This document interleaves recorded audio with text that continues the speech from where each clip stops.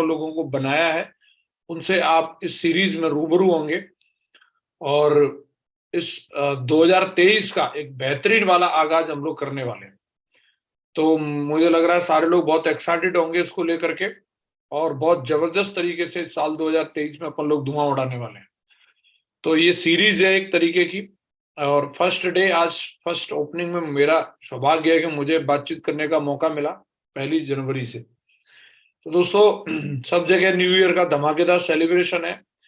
अलग अलग आप होटलों में जाओ, अलग अलग आप मॉल्स में जाओ, एयरपोर्ट पे भी हम जा रहे हैं, और शहर में अभी पटाखे बम चल रहे हैं धुआंधार तरीके से। नए साल को लेकर के बहुत उत्साह है सब में।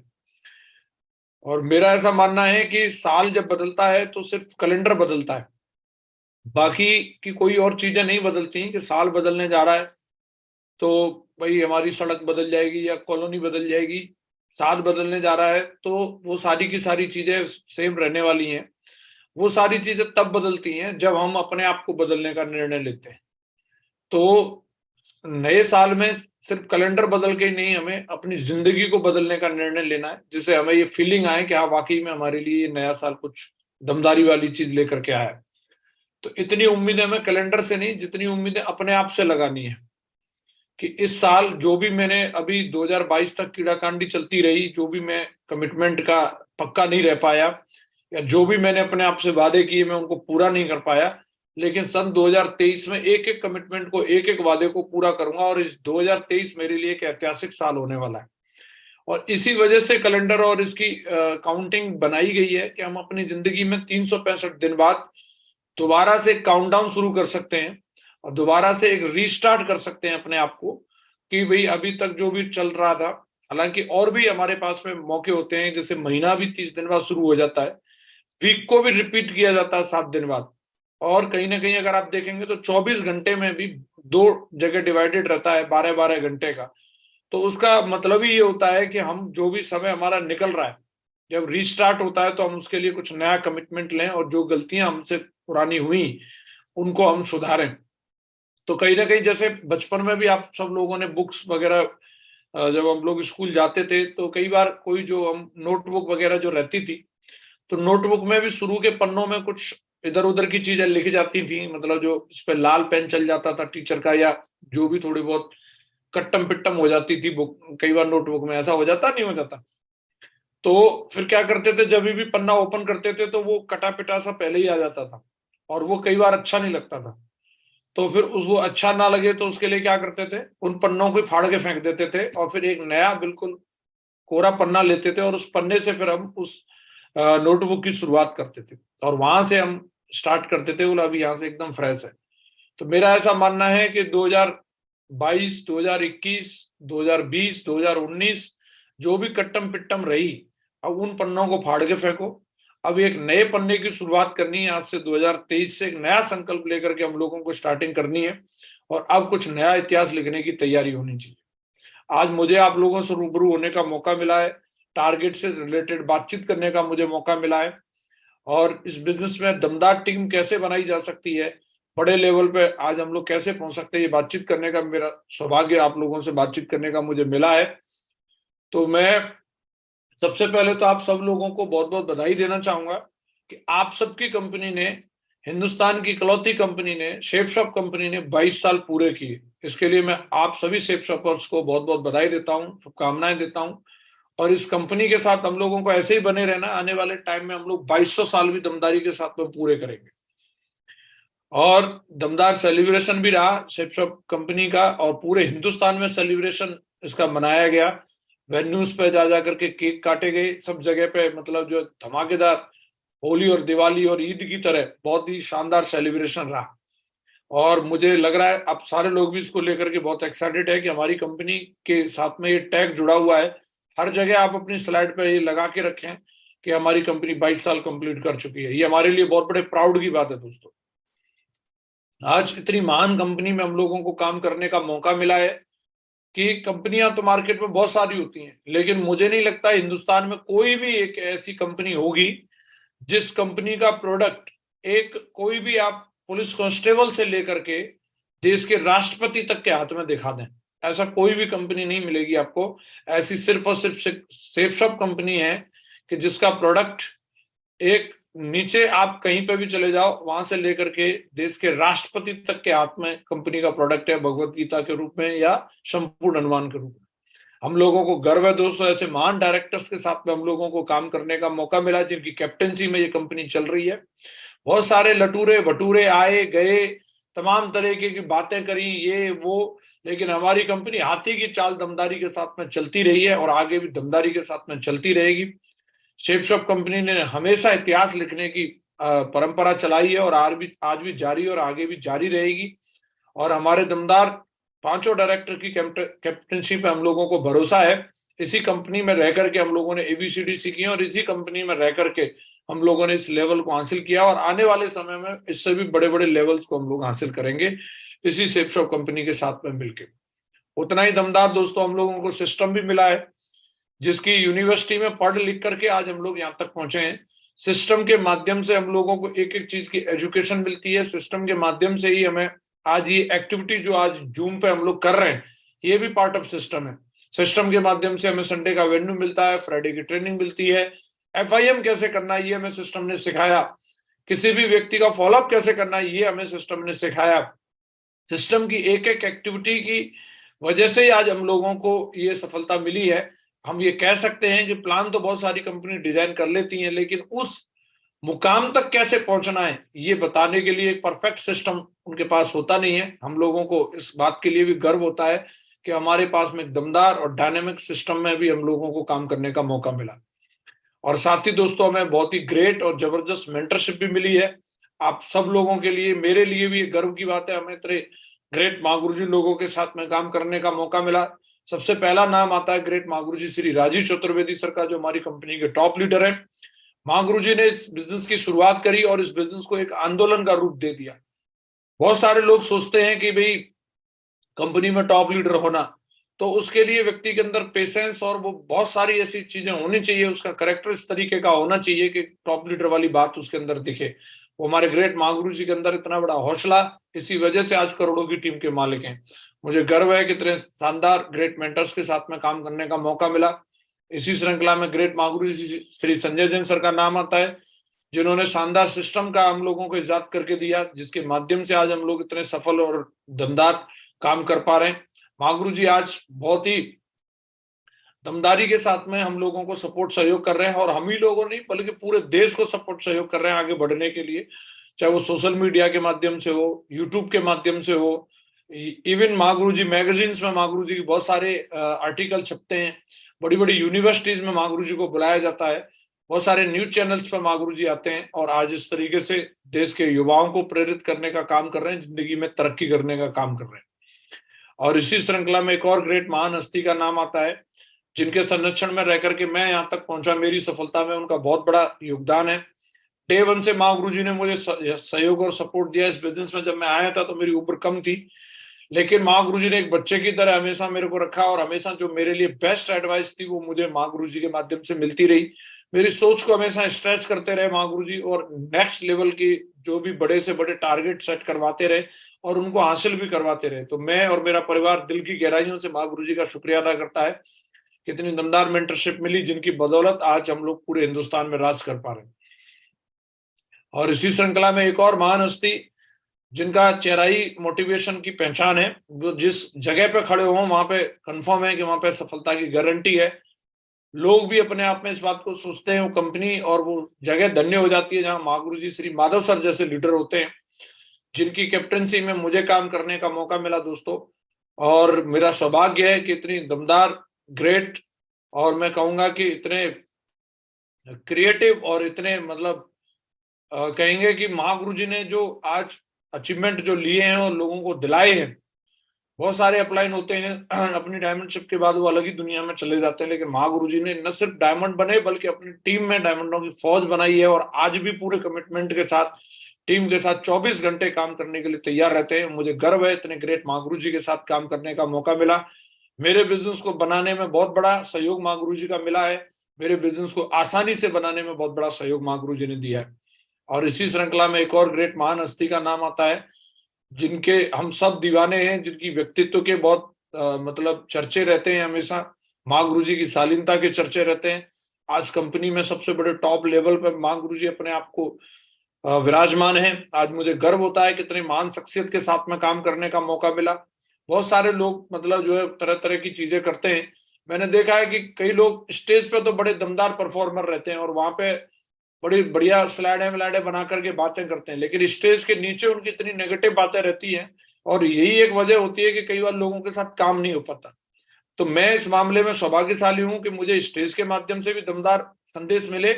स्टेज के नीचे भी मैं जिन शख्सियत के साथ में कभी भी गाड़ी में रहा या कहीं पे भी मैंने रूम शेयर किया तो वो महागुरु जी श्री विजयपाल सर के साथ में ज्यादातर मुझे रहने का सौभाग्य मिला। मैंने बहुत सारे लोग, आप लोगों ने भी देखे होंगे, घोर नेगेटिव लोग देखे होंगे आपने। उनको कितना ही समझा लो, कुत्ते की पूंछ की तरह टेढ़ी की टेढ़ी रहती है, वो पॉजिटिव ही नहीं हो सकते। ऐसे लोग होते नहीं होते। उसके उल्टा है महागुरु जी, जो है घोर पॉजिटिव व्यक्ति हैं। आज मतलब कैसी भी परिस्थिति हो, चाहे कुछ भी भूकंप आ जाए, तूफान आ जाए, धरती फट जाए, फिर भी महागुरु जी कभी नेगेटिव बात नहीं कर सकते। आज तक मुझे करीबन 18 साल हो गई महागुरु जी के साथ काम करते हुए।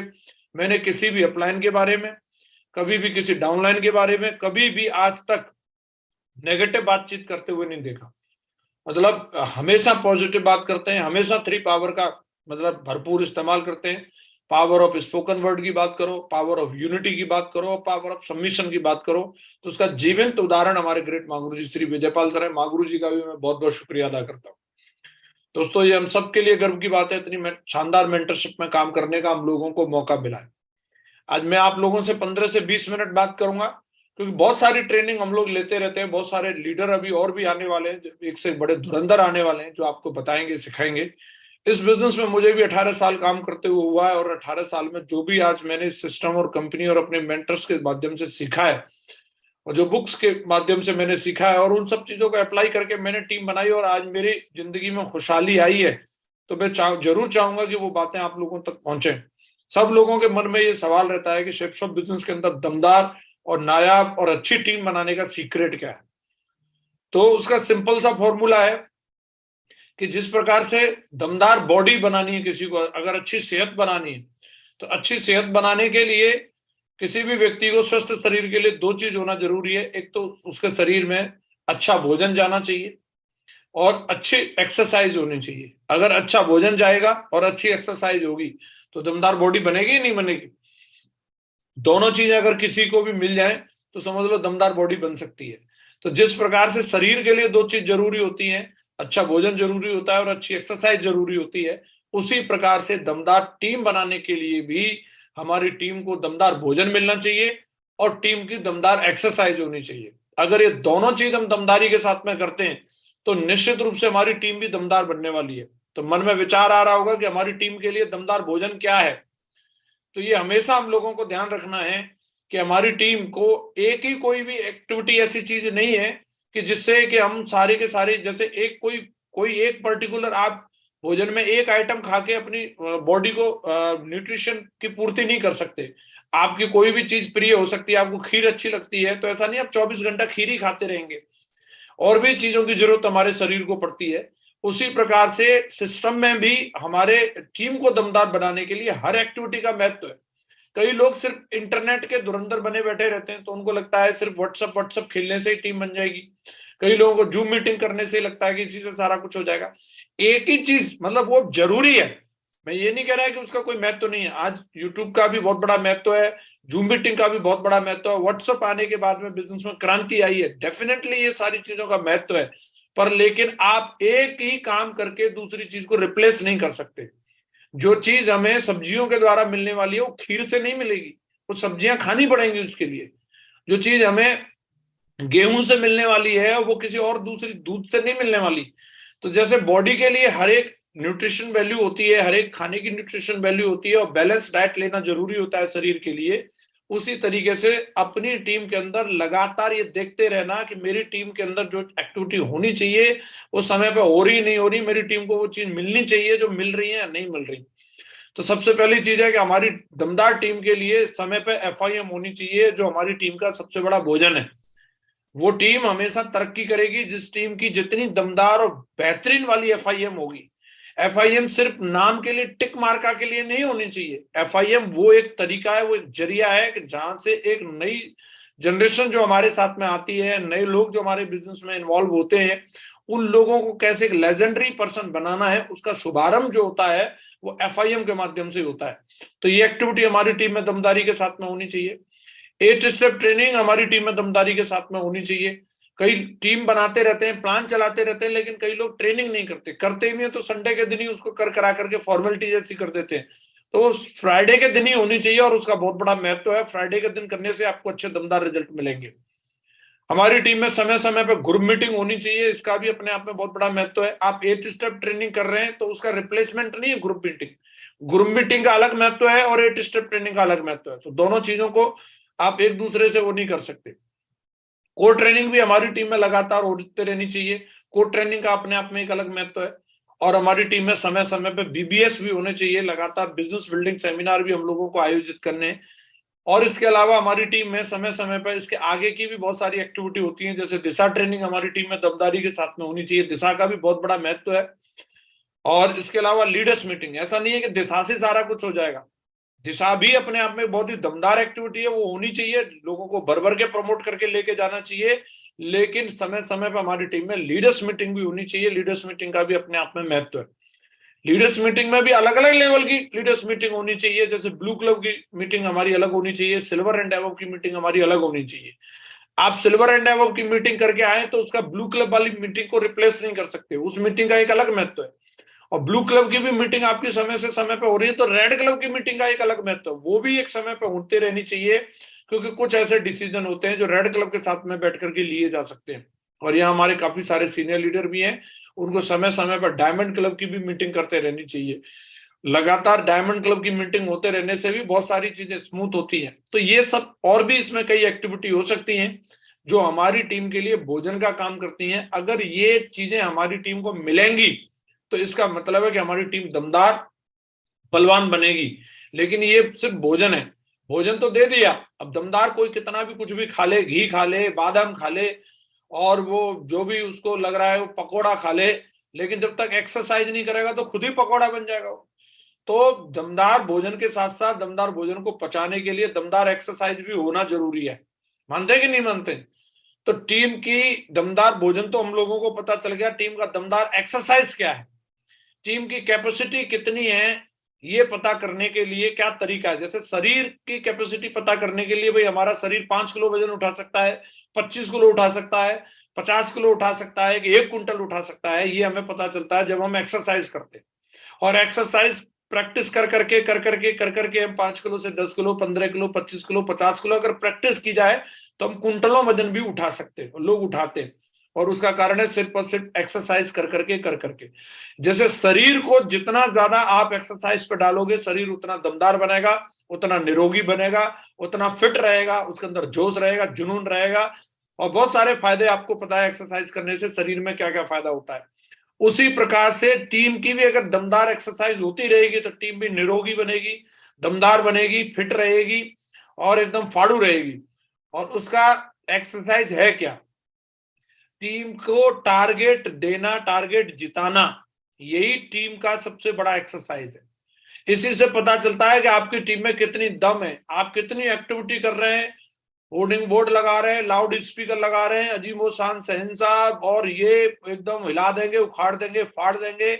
लेकिन वो खा तो रहे हो आप तमाम दुनिया भर का, लेकिन ये बताओ उसको पचाने के लिए क्या चल रहा है। टारगेट से ही पता चलता है कि हमारी टीम की कितनी पावर है और हम जो खिला रहे हैं वो वाकई में वो सब कुछ असर दिखा रहा है या नहीं दिखा रहा।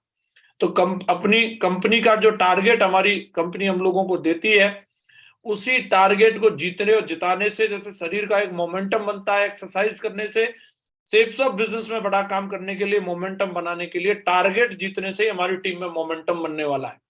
टारगेट से ही हमें पता चलने वाला है कि हमारी टीम कहां पर स्टैंड करती है और हम कितने पानी में। तो अपनी टीम को दमदार अगर हम बनाना चाहते हैं तो हमारा एक ही जगह फोकस होना चाहिए, कंपनी टारगेट के ऊपर। टारगेट, टारगेट और टारगेट। टारगेट कभी भी रातों रात नहीं होता और टारगेट के लिए कोई शॉर्टकट नहीं होते। ऐसा नहीं है कि अभी हम रात पूरे 100 दिन का टारगेट आया, 98 दिन हम सोते रहे और 2 दिन में हम कोई ऐसी ट्रिक जानने के लिए आए हैं, ऐसा कोई मंत्र जानने के लिए आए हैं, ऐसा कोई शॉर्टकट जानने के लिए आए हैं कि वो बता दो और फटाक से टारगेट हो जाएगा। टारगेट जीतने के लिए पूरे दिन रात एक करके पूरे टारगेट की टाइम ड्यूरेशन के अंदर हमें मेहनत करने की जरूरत पड़ती है। अपनी टीम की दमदार प्लानिंग बनाने की जरूरत पड़ती है। दमदार लिस्ट हमारे पास में होनी चाहिए और सबसे पहली बात है कि हमें उसको प्राथमिकता देनी पड़ेगी। टारगेट हमारे लिए क्या महत्व रखता है ये भी हमारे दिमाग में होना चाहिए। दिन रात हमें टारगेट दिखेगा तो टारगेट होगा। टारगेट कितने भी आकर्षक मिल जाए, गोवा का मिल जाए, दुबई का मिल जाए, थाईलैंड का मिल जाए, यूरोप का मिल जाए, चंद्रमा पे जाने का मिल जाए, कहीं का भी मिल जाए, टारगेट कंपनी ने बेहतरीन दे रखे हैं, नो डाउट। और टारगेट जब हम जीतते हैं तो टारगेट की ट्रिप में जाने में भी बेहतरीन मजा आते हैं। लेकिन मेन बात यह है कि घोड़े को पानी दिखाया जा सकता है, पिलाया नहीं जा सकता। घोड़े के अंदर भी प्यास होनी चाहिए। कंपनी तो बेहतरीन बेहतरीन दे रही है, दुबई बहुत ही शानदार जगह है, थाईलैंड में बहुत मजा आने वाला है, यूरोप का कोई जवाब ही नहीं है। यूरोप नहीं देखा तो फिर क्या देगा, धरती का स्वर्ग नहीं देखा। गोवा भी बेहतरीन है, पर लेकिन वो किसके लिए है, जो जीतना चाहता है उसके लिए। तो हमारे अंदर ये सबसे पहली बात ये होनी चाहिए कि टारगेट मतलब हमारे लिए करना जरूरी है या नहीं। तो अगर करना जरूरी है तो टारगेट लोग एक एक हफ्ते में भी जीत जाते हैं, और अगर जरूरी नहीं है तो पूरे 120 दिन का भी समय निकल जाता है, मालूम ही नहीं चलता कब निकल गया।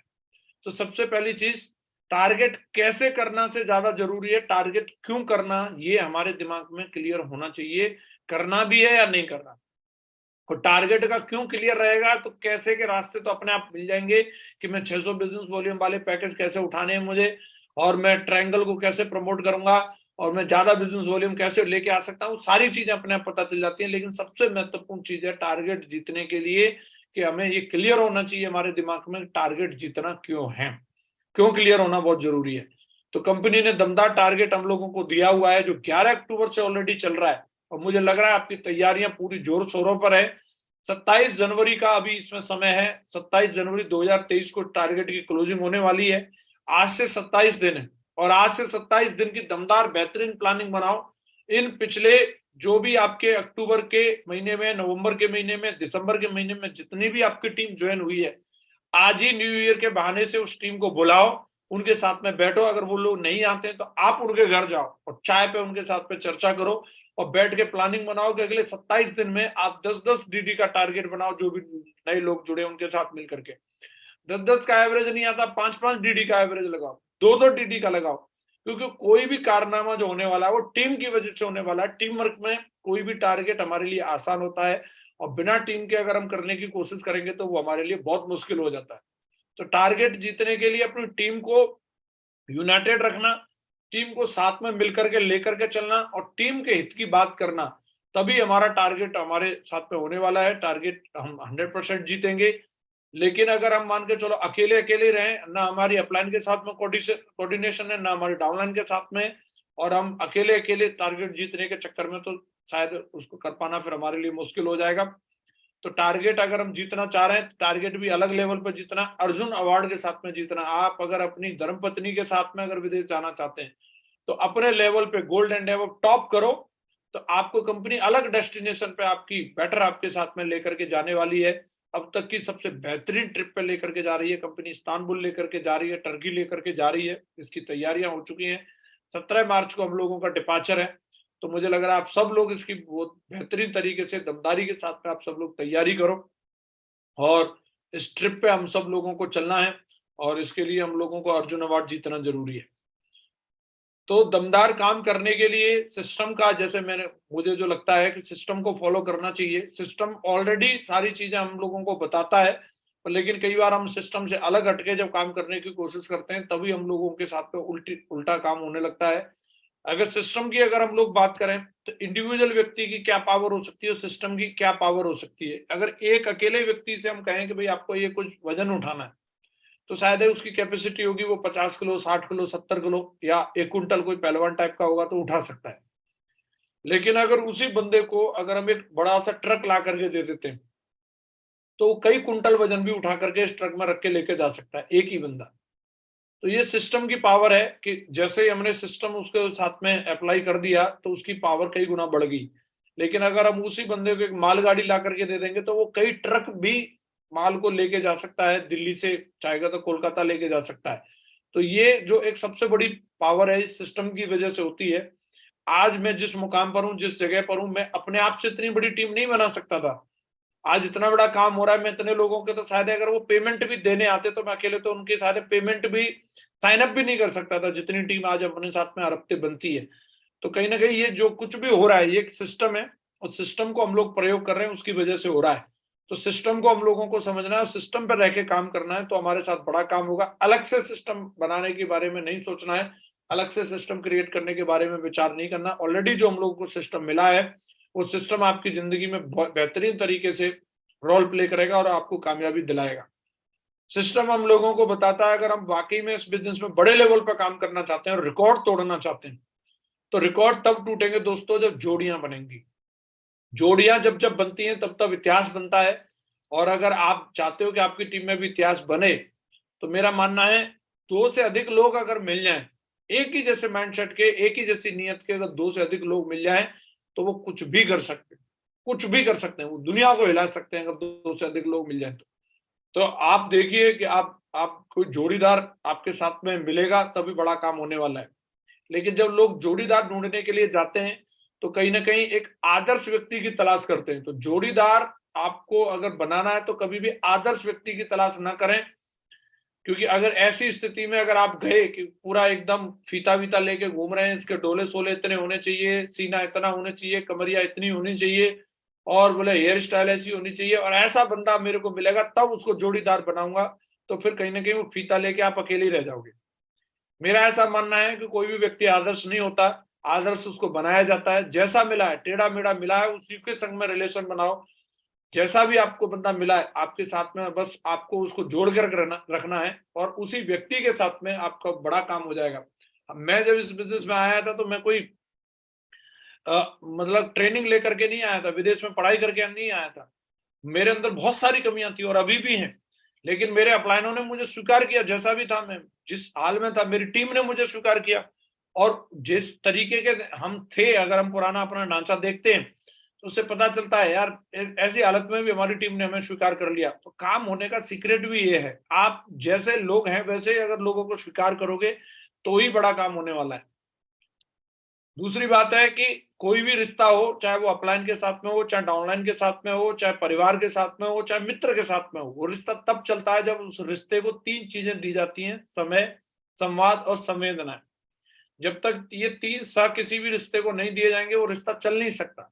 रिश्ता चलाने के लिए समय भी देना पड़ेगा, मतलब आपस में मीटिंग भी होनी चाहिए, मुलाकात भी होनी चाहिए, संवाद भी होना चाहिए, फोन पे आपका कम्युनिकेशन कितना है, तभी आपकी जोड़ी दमदार रहने वाली है। जोड़ीदार तो है, एक रन में घूम रहा है, एक वन में और एक सन में, तो कहाँ जोड़ी चलने वाली है। तो लगातार संवाद भी होना चाहिए, एक दूसरे की परफेक्ट रिपोर्टिंग भी होनी चाहिए, और संवेदनाएं भी होनी चाहिए।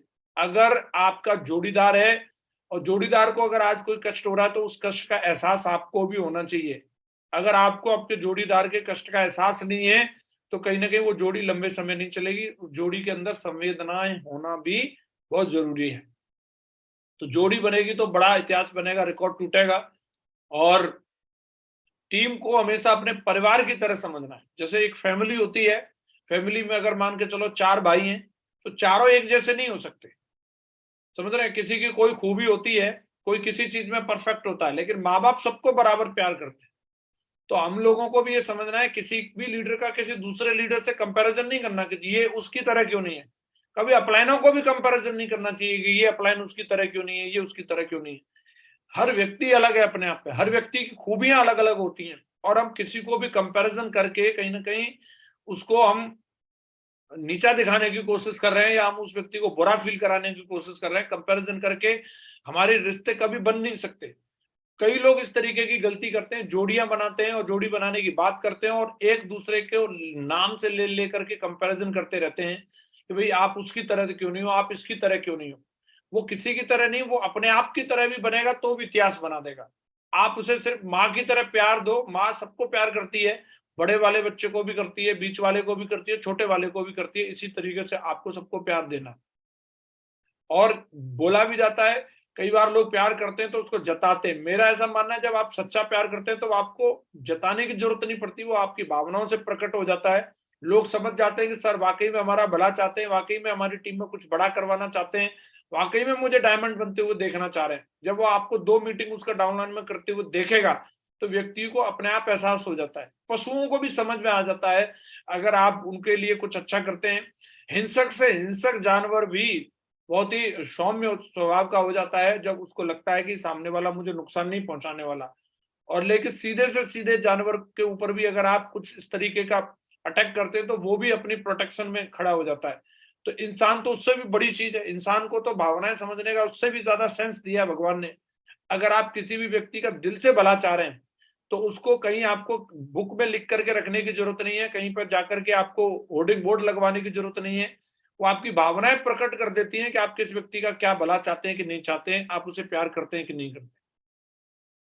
और इसके लिए मेरा ऐसा मानना है कि आप कहीं आदर्श जोड़ी ढूंढने की जरूरत नहीं है, आपको अपने आप से मिसाल कायम करके दिखानी है।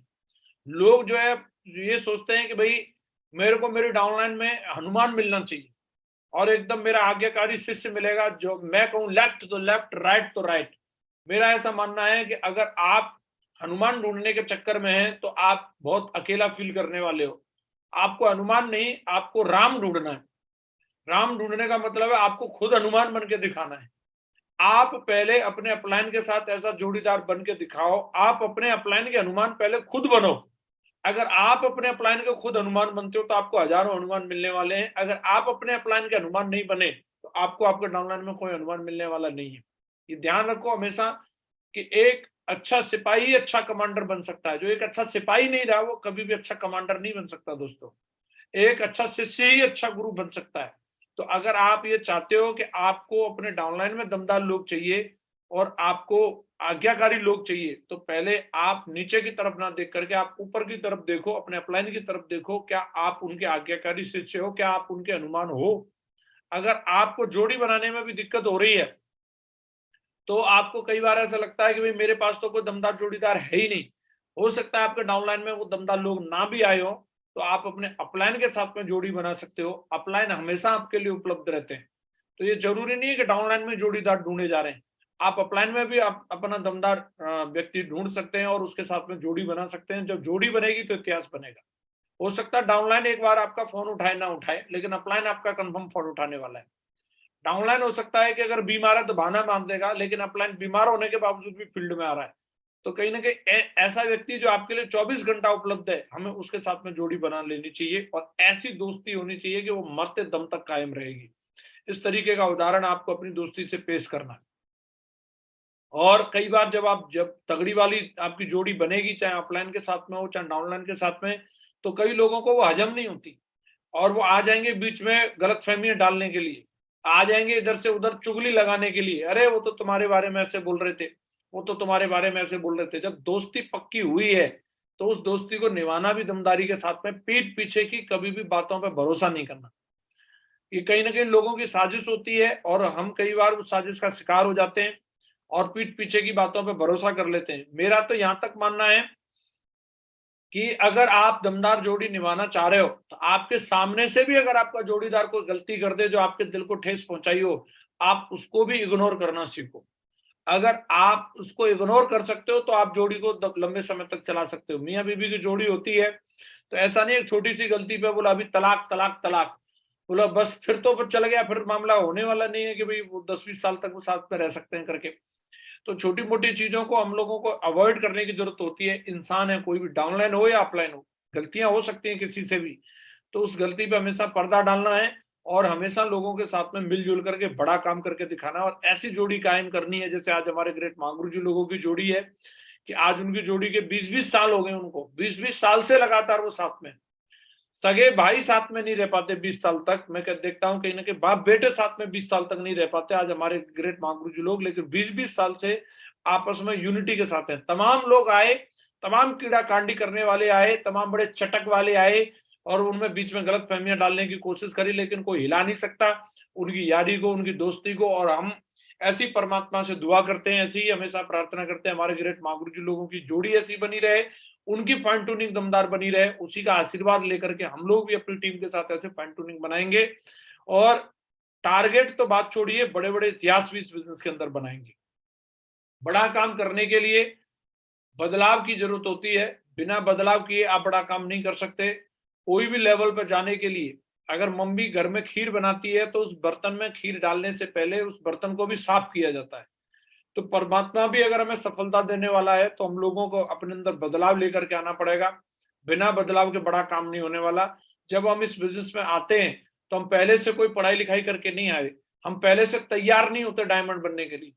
ये हम ही में से किसी की फोटो होगी, अगर हम देखेंगे अगर इसी हाल में जिस बंदे की भर्ती हुई और इसी हाल में इसको डायमंड बना दिया जाए, चलो जी अजीम शान शहंशाह आओ तुम हाथी पे सवार होके, तो क्या लोग स्वीकार कर लेंगे इसको एज ए मेंटर? इसमें कुछ न कुछ बदलाव की जरूरत है। पहले तो इसकी शर्ट के बटन बंद होने चाहिए, सिर से रुमाल खुलना चाहिए, है तो ये बदलाव होने चाहिए। बोले नहीं नहीं मैं बदलाव नहीं करूंगा, अपनी स्टाइल में रहूंगा।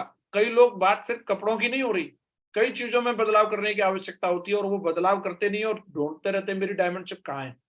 वो डायमंड शिप तब मिलने वाली है जब आप अपने अंदर बदलाव करेंगे। मैं भी इस बिजनेस में आया, मैं पहले कोट पैंट से मेरे को बड़ी नफरत थी, मैं नहीं पहनता था, लेकिन जब मैं सिस्टम में आया तो मुझे लगा यार पहनने पड़ेंगे। आए नहीं आए और मतलब जो भी हो, नहीं आता तो सीखना पड़ेगा, टाई में गांठ लगाना नहीं आता तो सीखनी पड़ेगी, बदलाव करना पड़ेगा। बदलाव किया तो जिंदगी में बदलाव आया। अपने अंदर बदलाव लाना बहुत कंपलसरी है और नेसेसरी है। किन चीजों में बदलाव लाना जरूरी है? मैं बहुत सारे लोगों को बहुत कड़ी मेहनत करते हुए देखता हूँ। मोटरसाइकिल का साला साइलेंसर फाड़ रखा है और इतनी मोटरसाइकिल घूम रही है, लेकिन कुछ जो जरूरी चीजें होती है उनमें कहीं ना कहीं वो बदलाव नहीं करते।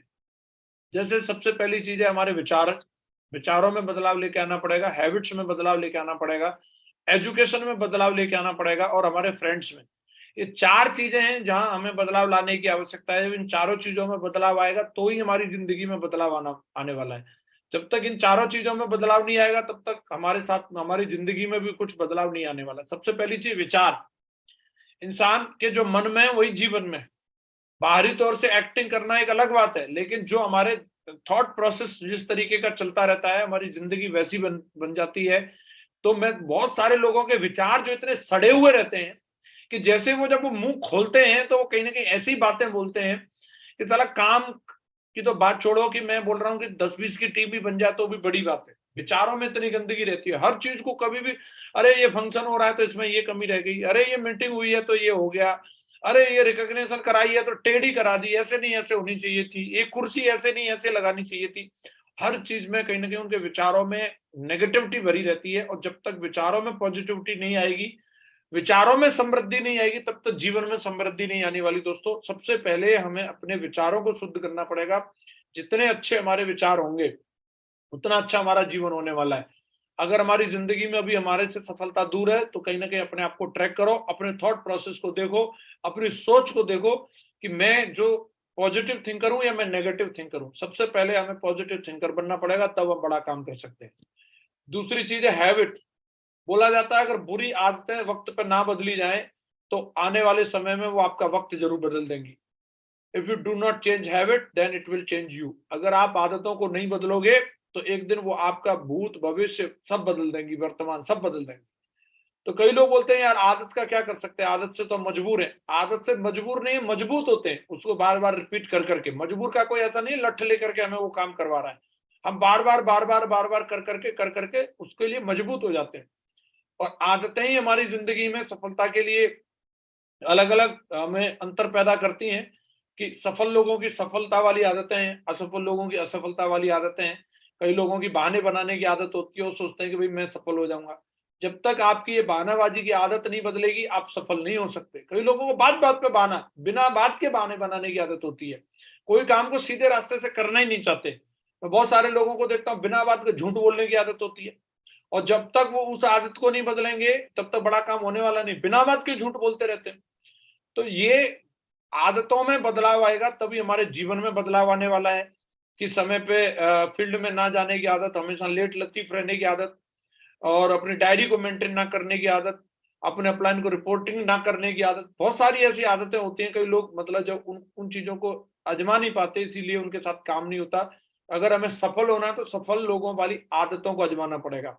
मैंने ये कहीं ना कहीं किसी किताब में और किसी महागुरु जी लोगों के द्वारा ही सुना था कि अगर आप सफल लोगों की सिर्फ आदतों को गौर से देख लो और उनको कॉपी कर लो, एक दिन आप भी उन्हीं की तरह बन जाओगे। ये बात जान के मुझे इतनी मतलब अच्छी फीलिंग आई यार, कितना आसान है। सिर्फ हमें सक्सेसफुल लोगों को देखना है और वो क्या क्या करते हैं उनको कॉपी करना है, ये तो बड़ा आसान है। पर लेकिन आसान जितना लगता है लोग करते नहीं उस तरीके से, वो कीड़ा कांडी आ ही जाती है उनकी बीच में। मैंने अपनी जिंदगी में कुछ नहीं किया, मैं ग्रेट महागुरु जी लोगों की जितनी अच्छी आदतें हैं उनको मैं गौर करने की कोशिश करता हूं और उनको अपनी जिंदगी में अप्लाई करने की कोशिश करता हूं। 100 में 100% नहीं की, लेकिन जितनी हो सकती थी उतनी की। और मुझे लग रहा है अगर कोई व्यक्ति मेरे बराबर भी अगर पैसा नहीं कमा रहा है या मेरे बराबर समय हो गया और उसका लेवल नहीं है, तो मैं समझता हूँ मेरे से भी मानिकम्मा ही होगा। भैया वो मेरा अगर वो 5% भी नहीं कर रहा है तो फिर वो 100% अचीवमेंट का हकदार नहीं हो सकता। तो मेरे को ऐसे लग रहा है आदतें सबसे जरूरी चीज है, उसको हमें देखना पड़ेगा। तीसरी चीज है एजुकेशन। एक होती है इंफॉर्मेशन और एक होती है एजुकेशन। इंफॉर्मेशन से हमारी जिंदगी नहीं बदलती।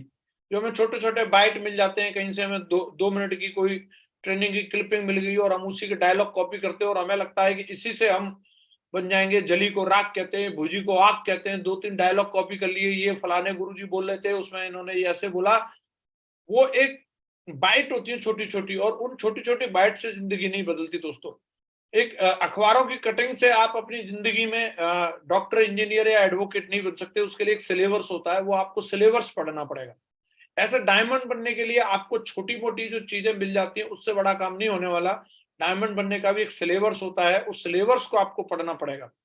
तो हमारे अंदर एजुकेशन भी 2 तरह की रहती है। एक फालतू की इंफॉर्मेशन भरी रहती है, पता नहीं क्या क्या लोग इधर कंपनी की नॉलेज, उधर कंपनी की नॉलेज, ये स्लाइड वो स्लाइड इतना भर के रखते हैं। तो हम लोगों को कहीं ना कहीं अननेसेसरी जितनी चीजें, क्योंकि जैसे हमारे पास एक गिलास है, कोई भी बर्तन है, तो उसमें एक लिमिटेड स्पेस होता है। आप अगर उसमें मिट्टी भर दोगे तो उसमें फिर दूसरी चीज आने की जगह नहीं है। अगर आपने उसमें पानी भर दिया तो दूध आने की जगह नहीं है। तो ऐसे हमारे दिमाग के अंदर भी एक लिमिटेड स्पेस होता है। अगर वो फालतू की चीजों से भरा रहेगा तो उसमें अच्छी चीजें आने की गुंजाइश नहीं रहेगी। तो अपनी हार्ड डिस्क को फॉर्मेट करके अच्छी चीजों से भरना है। 2023 आज से शुरू हो रहा है, तो संकल्प लेना है कि जैसे घर की सफाई लोग करते हैं, ऐसे मैं अपने दिमाग की सफाई करूंगा और अच्छी चीजें ही उसके अंदर रखूंगा, फालतू की एजुकेशन उसके अंदर डालूंगा ही नहीं। और चौथी जो चीज होती है वो है फ्रेंड्स। 2 तरह के फ्रेंड्स रहते हैं। ये कहावत आप लोगों ने सुनी है, जैसी संगत वैसी रंगत। एक रियल फ्रेंड होते हैं, एक टॉक्सिक फ्रेंड होते हैं। मैं जब इस बिजनेस में आया तो मैंने उन सब दोस्तों को बदल दिया जिनकी वजह से मेरी जिंदगी में कहीं ना कहीं कोई वैल्यू एडिशन नहीं होता। फालतू के जितने लोग थे, आज मेरे मोबाइल में एक का भी कॉन्टेक्ट नंबर नहीं है। मैं एक को भी फेसबुक पे, इंस्टाग्राम पे, ट्विटर पे कहीं फॉलो नहीं करता। मेरे मोबाइल में नंबर तक नहीं है उन लोगों का। मैं सिर्फ उन्हीं लोगों को अपने सराउंडिंग में रखता हूं जिन लोगों की वजह से मेरी जिंदगी में वैल्यू एडिशन होने वाला है। तो आपको देखना पड़ेगा कि आपका जिस तरीके का सर्कल है, कई लोगों के साथ हम फालतू में बैठते रहते हैं, उनसे कोई लेना देना नहीं। कई बार हमें लगता है कि नहीं ऐसे टाइम पास कर रहे हैं, वो टाइम पास ही हमारी जिंदगी में कई बार बहुत ज्यादा भारी हमें कीमत चुकानी पड़ती है। वो नेगेटिविटी डाल के चले जाते हैं हमारे दिमाग में। तो हमें देखना पड़ेगा कि रियल फ्रेंड कौन है और टॉक्सिक फ्रेंड कौन है। आपको संगत सोच समझ के चुननी चुननी पड़ेगी। एक तरफ तो ये लोग हैं जो सिगरेट के धुएं के छल्ले बनाना सिखा रहे हैं, और दूसरी तरफ हमारे सेफ शॉप के दमदार अपलाइन है जो हमारी जिंदगी को डैशिंग बनाने वाले हैं। ये चुनाव हमें करना पड़ेगा कि हमें किस तरफ रहना है। तो अपनी जिंदगी को चुनो। मैंने तो कहीं ना कहीं वो डैशिंग लोगों का संगत चुनी, जो लोग मेरी जिंदगी को इंप्रूव करने वाले थे, उसमें अपग्रेडेशन करने वाले थे। मैंने उन्हीं लोगों को चुना और आज मेरी भी जिंदगी उन्हीं की वजह से इस तरीके की बन गई। तो हम लोगों को चारों चीजों में बदलाव करना है। स्ट्रॉन्ग कैरेक्टर मेंटेन करके रखना है। इस साल का हमारा ये भी संकल्प होना चाहिए। कैरेक्टर का मतलब सिर्फ ये नहीं होता कि इलू इलू से ही मतलब है। कैरेक्टर का मतलब हमारा लेन देन साफ सुथरा रहना चाहिए। बोली हुई बात पे हम लोगों को टिकना है, जो हमने एक बार कमिटमेंट कर दिया। और लोगों के साथ में मिलकर के जो वादे हमने किए, उन वादों को हम लोगों को निभाना है। एक कैरेक्टर की पहचान होती है और हमें ध्यान रखना है, सावधानी हटी दुर्घटना घटी। जहां हमारा कैरेक्टर ढीला होता है वहीं से फिर हमारी उल्टी गिनती शुरू हो जाती है। तो मैं हमेशा बोलता हूं, इंसान को सफल होने में समय नहीं लगता, उसको सुधरने में समय लगता है। जिस दिन से वो सुधरना शुरू कर दे उस दिन से उसकी सफलता उसके नजदीक आ जाती है। और ये कहीं ना कहीं ये हमेशा अपने आप से कंपटीशन चलता रहता है। मेरे अंदर भी चलता रहा, और पुराने विचार, पुरानी धारणाएं वो बीच में आ जाती हैं। और जिस दिन हम पूरी तरीके से सबमिशन कर देते हैं सिस्टम के ऊपर, जिस दिन से हम सफलता के सिगरेट को मानना शुरू कर देते हैं, उस दिन से सफलता हमारे करीब आ जाती है।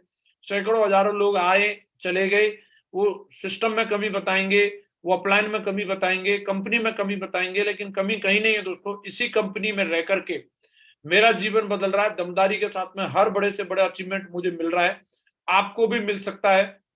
मेरी जिंदगी इसी बिजनेस के माध्यम से बदली है। मैं नॉर्मल एक किसान परिवार में मेरा जन्म हुआ, 12वीं तक मैंने पढ़ाई करी, गांव में खेती करना, एक छोटी सी दुकान चलाना, डेयरी चलाना, ये मेरा काम था। और इसी बिजनेस में आकर के मेरे जीवन में बदलाव आया। 18 साल की एज में मैंने बिजनेस को शुरू किया था दोस्तों, और 23 साल की उम्र में मैं इस बिजनेस में डायमंड बन गया था। लोग बोलते हैं कि सफलता नहीं मिलती, 23 साल की उम्र में जब लोग नौकरी का आवेदन देते हैं, उस उम्र में मैं इस बिजनेस में डायमंड बन चुका था, अपनी 4 व्हीलर कार ले चुका था, 6 फिगर की इनकम ले रहा था। और आज के समय में अगर मैं देखता हूँ, यूनिवर्सल क्राउन एम्बेसडर लेवल जो कंपनी का टॉप लेवल है, वहां तक पहुंच चुका हूं।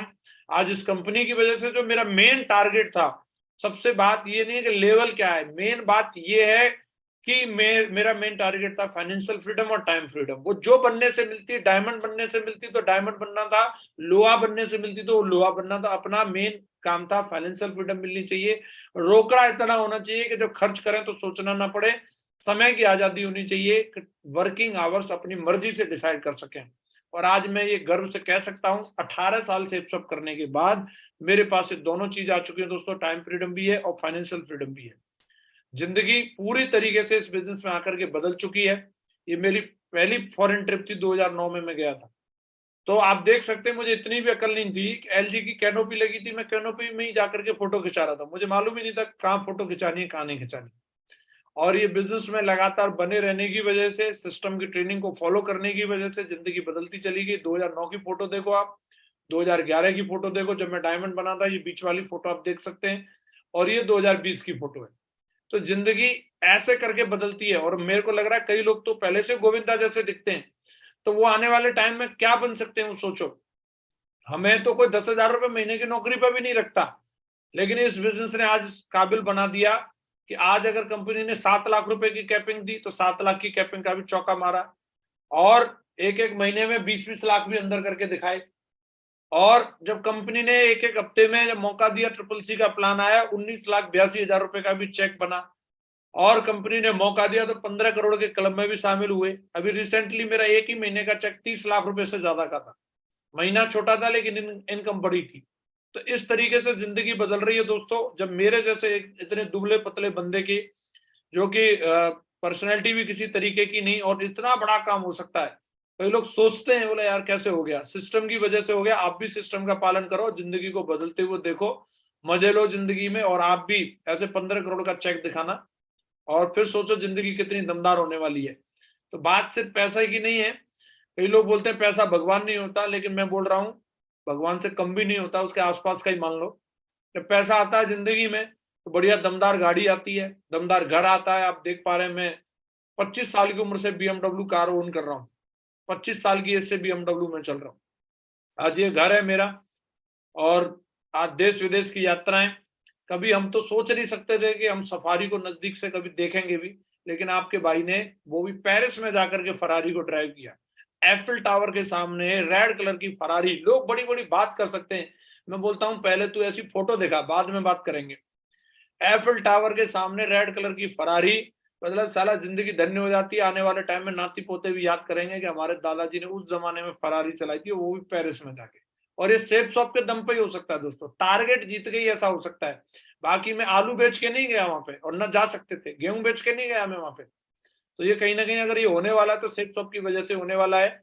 आज इस तरीके की चॉइस कर सकते हैं कि कौन सी गाड़ी में जाना है। आज हर ब्रांड की गाड़ी आज मेरी टीम में है। अगर मैं चॉइस करूं, आज मर्सिडीज में चलना है कि जगवार में चलना है कि रेंज रोवर में चलना है कि ऑडी में चलना है कि BMW में चलना है कि आज फॉर्च्यूनर में चलने का मन हो रहा है, आज मारुति की गाड़ी चाहिए कि आज महिंद्रा की चाहिए, जो मर्जी नाम लो साला वो गाड़ी हाजिर है। आज इस तरीके की जिंदगी हो चुकी है दोस्तों कि एक समय था लोग साला ट्रक में भी बिठाने में सोचते थे कि पूछते थे 5 रुपए जेब में है कि नहीं।